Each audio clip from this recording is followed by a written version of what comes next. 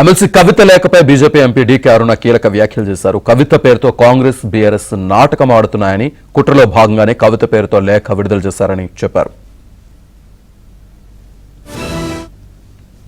లేఖ వెనుక కాంగ్రెస్ లోని ఓ ముఖ్య నాయకుడు ఉన్నారంటున్న డీకే అరుణతో మా ప్రతినిధి బసవరాజ్ ఫేస్ టు ఫేస్.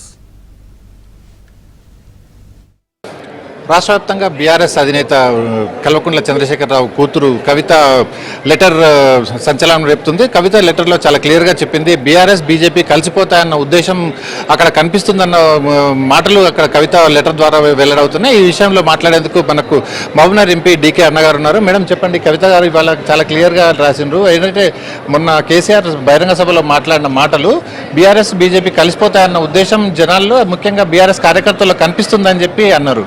దానిపైన ఏం కామెంట్? ఫస్ట్ ఆమె తండ్రి కేసీఆర్ చంద్రశేఖరరావు, ఆమె స్వయన తండ్రి. ఆమె లేఖ ఎందుకు రాయాల్సినటువంటి అవసరం వచ్చిందో తెలియదు. తండ్రి దగ్గర పోయి ఆమె అన్ని ఎక్స్ప్రెస్ చేయొచ్చు, తండ్రి దగ్గర కూర్చొని మాట్లాడచ్చు, డిస్కషన్ చేయొచ్చు. ఈ లేఖ రాయడంలో ప్రధాన ఉద్దేశం ఏం కనపడుతుందంటే, కాంగ్రెస్ పార్టీతో వీళ్ళు ఏదన్నా లోపాయికారి ఒప్పందంతోనే ఈ లేఖ రాసినట్టు, బీజేపీని ఏదో తెలంగాణలో చాలా వేగవంతంగా బలపడతా ఉందనేటటువంటి విషయాన్ని జీర్ణించుకోలేక కాంగ్రెస్ పార్టీ బీఆర్ఎస్ పార్టీ కలిసి ఈ యొక్క కుట్రవన్నీ ఈ లేఖ రాయడము, ఆ లేఖని బయటపెట్టడము, దాన్ని మీడియాకు రిలీజ్ చేయడము, ఇవన్నీ చూస్తే ఇది కుట్రలో భాగంగానే కనపడతా ఉంది.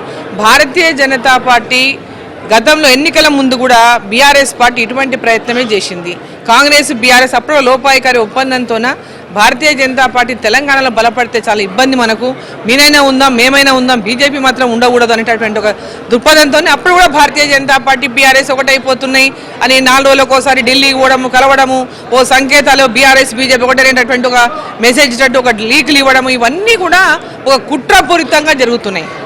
So BRS party BJP party ఒకటి కాదన్న విషయం తెలంగాణ ప్రజలకు మొన్నటి అసెంబ్లీ ఎన్నికల్లోనే తేటతెల్లమైపోయింది. ఈ రెండు కుట్ర పని అధికారంలోకి కాంగ్రెస్ పార్టీ రావడానికి పడినటువంటి కుట్ర, మొన్న అసెంబ్లీ ఎన్నికల ముందు అయినటువంటి కుట్ర.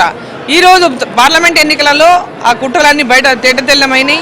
కేంద్రంలో నరేంద్ర మోదీ గారు మళ్ళీ ప్రధానమంత్రి కావాలని తెలంగాణ ప్రజలంతా కూడా 8 పార్లమెంటు స్థానాల్లో భారతీయ జనతా పార్టీని గెలిపించిండ్రు. ఆ తర్వాత జరిగినటువంటి మొన్న ఎమ్మెల్సీ ఎన్నికల్లో కూడా గెలిపించిండ్రు. ఆ తర్వాత ఈరోజు వరుసగా భారతీయ జనతా పార్టీ తెలంగాణలో బలోపేతమైనటువంటి నేపథ్యంలోనే ఈరోజు ఇటువంటి కుట్రలకు భారతీయ జనతా పార్టీతోనే బీఆర్ఎస్ కలుస్తుందేమో అనుమానం వ్యక్తం చేసినట్టు, ఇదంతా ఎవరిది వెనుక ఎవరిది కుట్ర, ఎవరిది పన్నాగంలో భాగం ఎవరిది కూడా తెలవాల్సినటువంటి అవసరం ఉంది. ఇదంతా కూడా కాంగ్రెస్ పార్టీలో ఉన్నటువంటి ఒక ముఖ్య నేతనే ఇటువంటి దుష్ప్రచారము, ఈ లేఖ రాయించడము, లీకులు చేయించడము వెనక ఉండి నడుపుతున్నటువంటి నాటకంగా భావించవచ్చు. మేడం, ఇంకోటి లేఖలో ప్రధానంగా ప్రస్తావించింది వక్ఫ్ బిల్లును చర్చించకపోవడము, అదేవిధంగా ఉర్దూలో మాట్లాడకపోవడం. కేసీఆర్ ఏ సభ అయినా కూడా అక్కడ మైనార్టీలను ఉద్దేశించి ఉర్దూలో మాట్లాడడం ఆనవాయితీగా వస్తుండేది. అయితే ఈ 2 అంశాలు అంటే మైనార్టీలకు దూరమై బీజేపీకి దగ్గరవుతున్నట్టుగా సంకేతంగా భావిస్తున్నారా? ఇప్పుడు భారతీయ జనతా పార్టీ బీఆర్ఎస్ పార్టీకి ఏం అభిప్రాయాలు ఉన్నాయి, వాళ్ళు ఏ విధంగా స్పీచ్లు ఇవ్వాలి, ఏ విధంగా తిట్టాలి, ఏ విధంగా మేము ఏం నేర్పియం కదా. భారతీయ జనతా పార్టీని అహర్నిశలు తిట్టిపోస్తున్నటువంటి పార్టీ బీఆర్ఎస్ పార్టీ. కేసీఆర్ తిట్టిండు, వాళ్ళ కొడుకు తిట్టిండు, వాళ్ళ బిడ్డ తిట్టింది, వాళ్ళ అల్లుడు తిట్టిండు. డోస్ తక్కువైందంటే పార్టీ వీక్ అయినప్పుడు వాళ్ళ డోస్ తక్కువ అవుతుంది. ఇప్పుడు పార్టీ బలహీనపడింది తెలంగాణలో.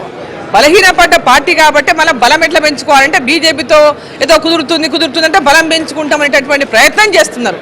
ప్రజల విశ్వాసాన్ని కోల్పోయింది, కంప్లీట్గా ప్రజా వ్యతిరేకతను ఎదుర్కొంటా ఉంది. డబ్బులు లేవు మా చేతుల్లో, మమ్మల్ని ఎవరు నమ్ముతలేదని ముఖ్యమంత్రి స్వయంగా మాట్లాడుతున్నాడు.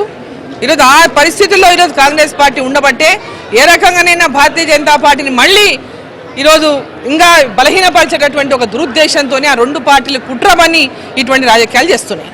ఖచ్చితంగా ఇక్కడ బీఆర్ఎస్ కాంగ్రెస్ 2 పార్టీలు కుట్ర పని బీజేపీని మరోసారి బలహీనం చేయాలన్న కుట్రలో భాగంగానే కవిత లెటర్ను చూడాలి. కానీ బీజేపీ ఒంటరిగానే పోటీ చేస్తుంది. రాబోయే ఎన్నికల్లో కాంగ్రెస్కు ప్రత్యామ్నాయంగా బీజేపీ మాత్రమే ఉంటుందని డీకే అరుణ వెల్లడిస్తున్నారు. వీడియో సంతోష్తో బసవరాజ్, ఏబిఎన్.